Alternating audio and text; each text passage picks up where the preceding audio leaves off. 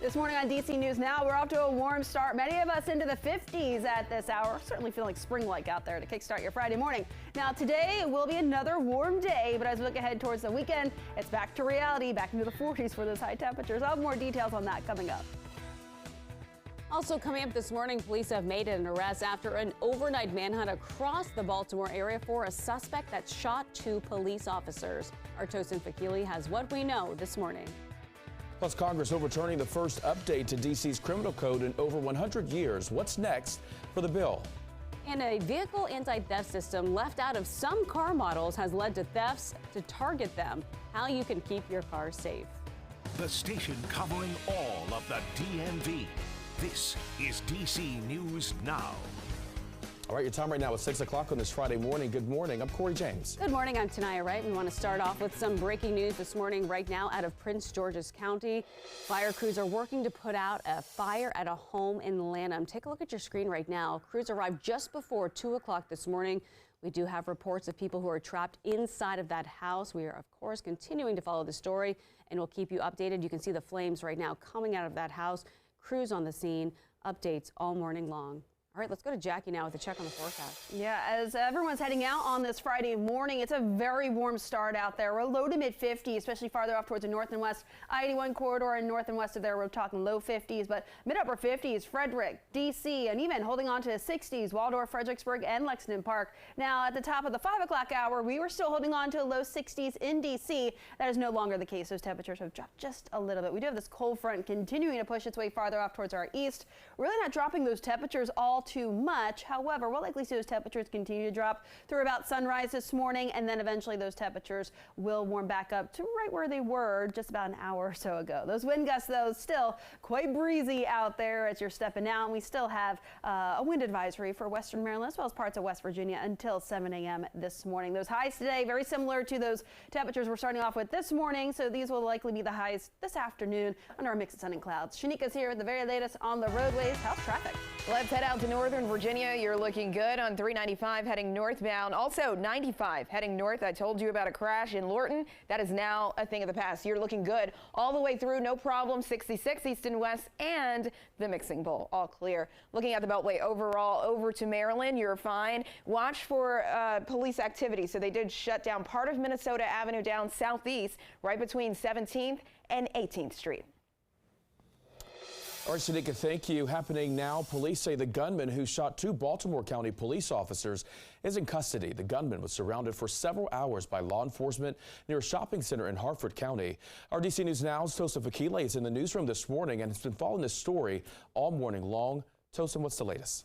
Yeah, Corey, good morning. Just after 5:45 this morning, Harford County Sheriff's Office tweeted that suspect is in custody, and a media update is expected in less than an hour. And about 30 minutes before that tweet, Harford County Public Schools tweeted out that the Harford Falston Middle and High School will be closed today because of police activity in that area. And this incident lasted well over 36 hours and started in an entirely different county. So take a look at your screen right now. This is the man police say is responsible for all that's happening. 24-year-old David Linthicum. Law enforcement officials say Linthicum shot a Baltimore County police officer while they were responding to a call at a home in Caucusville on Wednesday afternoon. Police say it led to a barricade and manhunt for Linthicum, which continued into Wednesday night and caused several schools in that area to close on Thursday. And then on Thursday night, police say Linthicum shot a second Baltimore Police County officer. Shortly after that, a car chase began. That car chase crossed into Harford County, and that's where law enforcement said they had the gunman surrounded in the Falston Mall area. Now, police say the first officer that was shot was released from the hospital. The Baltimore County police officer that was shot the first time was released from the hospital. That second Baltimore County police officer, we're told, is seriously injured. And Corey and Tanaya, Harford County Sheriff's Office says that media update is expected at about 6:45 this morning. And of course, we will listen into that and bring you the latest from that. Back to you. All right, thank you, Tosin. Here's what you need to know before you head out the door this morning. The House has overturned a bill that would overhaul D.C.'s criminal code. 31 Democrats crossed the aisle to vote against it. Our Lex Wars is live in just a few minutes with what's next. And starting next month, the Dulles Toll Road is going cashless. Instead of making a stop at a toll booth, a camera will take a picture of your car's tag and you'll get a bill in the mail rather. The change does come with a nearly $2 price jump. The change starts March 1st. The Virginia State Senate passed a bill this week that would require AED machines in all public schools. Those are automated external defibrillators. The life-saving machines are not cheap, though, costing about $1,000 each. The bill now must pass through the Virginia House of Delegates. And happening today, Fairfax County is rolling out new speed cameras in 8 school zones across the county. Officials say a study found thousands of drivers are going more than 10 miles per hour over the speed limit. Now, a full list of the cameras and the locations is coming up in our next half hour. All right, for the first time since 2015, the House of Representatives passed a vote to overturn a D.C. law. That is right. The law being discussed in Congress, D.C.'s criminal code that was revised in November. Our Lex Warris is live now this morning at the Capitol with what this all means. Lex, good morning. Good morning, Tanaya and Corey. Well, that's right. With the House voting to overturn this code, it now goes to the Senate for further discussion and vote. Now, this was a bipartisan vote, actually. 31 Democrats crossing party lines to shoot the bill down. Now, the criminal code was revised for the first time since 1901 and passed in November. Even with Mayor Bowser's proposed amendments that are before D.C. Council right now, the House still decided they had to take matters into their own hands. Now, the updated policy as it stands would, among other things, reduce penalties for crimes like carjackings and burglaries. The executive director for the Criminal Code Commission says that most people agree with 95% of the bill, but that there are locals who are grateful to Congress for stepping in. I want to say thank you to the 250 members of Congress who said, you know what, we shouldn't be tolerating this. We should not be allowing murderers and rapists to get out of prison early. Well, Mayor Bowser, who tried to veto the revised criminal code, has said that she doesn't think it's in the city's best interest, and she maintains that Congress should stay out of district affairs. Now, this is the first time in the last 30 years, it's only the second time, actually, that the House has voted to overturn any D.C. local laws, and last time being 2015. Before that, it didn't happen since the 80s.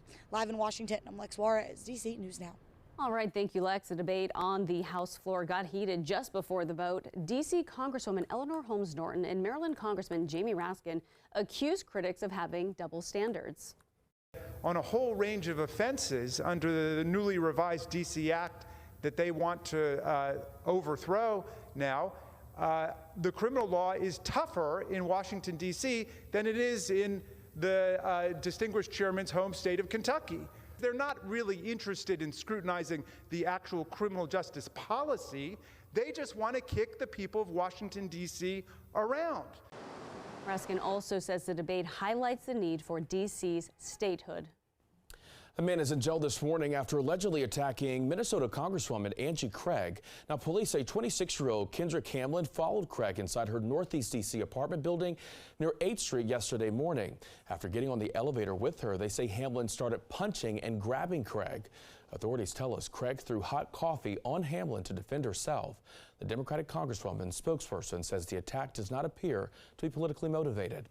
And community members in Southeast D.C. are on edge this morning after a shooting killed one person and injured 3 others at the Potomac Avenue Metro Station. They were demanding solutions at a meeting yesterday. Neighbors say they're looking for ways to make this stop safer for everyone. The Advisory Neighborhood Commissioner says neighbors were already working on ways to increase safety around the Metro stop before this most recent shooting. Ideas include revamping the plaza, making it a safe passage area for children going to school, and increasing police visibility.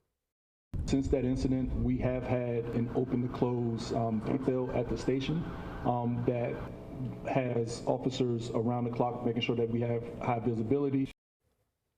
Police say violent crime at this station is actually down, but they are noticing robberies nearby where the areas may not be lit. They say if you see something, call them. A Prince George's County auto shop targeted by car thieves, and in one case, an employee's car was stolen at their home. Now take a look at this video. You're watching as two thieves are captured on camera breaking into a car in Capitol Heights before eventually taking off with it. NBC News Now spoke with the victim who owns that car, and they say it will likely take a while to get repairs if his car is even found. Everything's on back order. I'm number 30 on the list for a cylinder key already. So now I'm going to be, whenever I get my car back, probably 100. Prince George's County Police say so far this year there have been more than 60 carjackings. Last year there were nearly 500. And it's not just carjackings nationwide. There's been alarming increase of certain vehicles stolen in the DMV. That is right. A wave of TikTok videos have challenged people to break into certain Kia and Hyundai models, all because they lack a certain anti-theft system. Now, the Insurance Institute for Highway Safety says in 2015, anti-theft immobilizers were only installed in 26% of Hyundais and Kias. They were installed in 96% of other vehicles. Metro Police say between the start of the year and January 23rd, 31% of vehicle thefts involved a Kia or Hyundai. That has led some insurance companies to drop coverage on a lot of used vehicles. Meantime, drivers who have had their cars stolen are demanding answers. We spoke with two drivers who were not able to get back in the driver's seat after their steering consoles were ripped apart. Got a call from the police saying they had located my vehicle. Juveniles had been in it, and they had guns. They had carjacked someone else and had committed several armed robberies in my vehicle. Well, the auto manufacturers say there is a fix for this. Drivers say their cars cannot be fixed because parts for the damaged things are in backlog because of supply chain issues. I have probably called 15 dealerships and auto body shops locally, and they won't even accept a stolen Kia right now because they don't have the parts to fix it. I'm actually at the point now where I'm thinking about hot wiring my own car to drive it to get around. Now, Hyundai and Kia said drivers with used cars can take them to dealers to get the device needed to keep their cars safe. Meantime, drivers whose coverage is dropped can consider usage-based policies that monitor safe driving. All right.